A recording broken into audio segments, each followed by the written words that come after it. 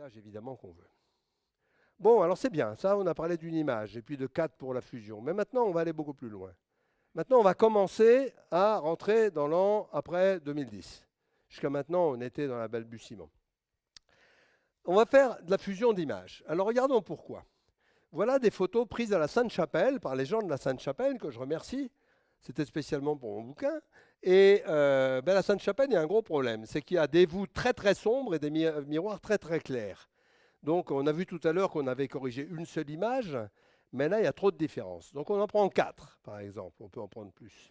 On prend 4 images. Donc sur celle-là, on voit bien les voûtes. Sur celle-là, on voit bien les vitraux. Sur celle-là, mais pas au même endroit. Là, on ne voit pas tous les vitraux. Là, on en voit plus. Là, on en voit encore un peu plus. Puis là, les vitraux, ils sont complètement saturés. Donc, qu'est-ce qu'on fait? On les donne à un logiciel de HDR, High Dynamic Range, qui va nous sortir ça. Donc ça aussi, c'est automatique, mais ça ne marche pas. Ce n'est pas parfait. Tous les appareils modernes font ça et vos téléphones font ça. OK? Donc ne croyez absolument pas que l'image que vous prenez est une vision parfaite de la réalité. Ça, il faut laisser tomber. Hein. Bon, le rouge n'est pas transformé en vert, mais à part ça. Voilà, donc c'est sympa. On va pouvoir faire mieux bientôt. Je vais vous expliquer comment après. Alors, autre usage de la fusion d'images que je trouve tout à fait fascinant, c'est le focus stacking. Focus stacking, ça veut dire quoi? Quand on fait de la macro photo ici sur une mouche, eh ben, on ne peut pas tout avoir net en même temps. Ça, c'est la physique qui nous dit ça. Alors ici, la tête est nette. Ici, les pattes sont nettes. Mais vous faites 8 images, c'est automatique. Votre appareil fait 8 images. Et puis, il vous ressort ça.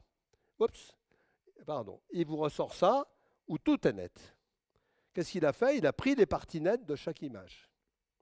Et il les a fusionnées pour faire une seule image où tout est net. Donc ça devient standard dans cet appareil-là, par exemple, qui n'est pas jeune, hein, cet appareil-là, il a ça en standard. Et puis maintenant, tous les appareils, beaucoup d'appareils ont ça en standard, et vos téléphones savent faire ça aussi. Alors, c'est pas simple au niveau algorithmique, hein, mais c'est vraiment sympa. On va pouvoir faire des tas d'autres choses dont je ne vais pas vous parler là, parce qu'ils sont assez rigolos, mais par exemple, dans un téléphone, on prend beaucoup. Pourquoi est-ce qu'un téléphone prend des bonnes images? Parce qu'en fait, il en prend beaucoup. Il filme tout le temps. D'ailleurs, il a besoin, puisque vous voyez les images sur votre viseur. Et quand vous appuyez, il va dire, et il garde, mettons, 1 seconde ou 2 secondes.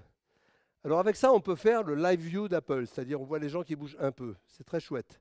C'est parce qu'il a gardé. Ou alors on peut dire, mais non, moi je voudrais faire une seule image à partir de ces 20.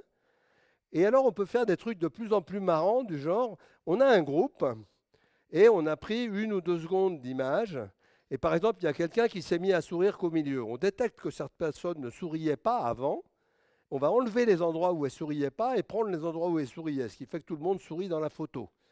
Donc maintenant, si vous pensez que vous pouvez prendre une photo exacte, c'est terminé.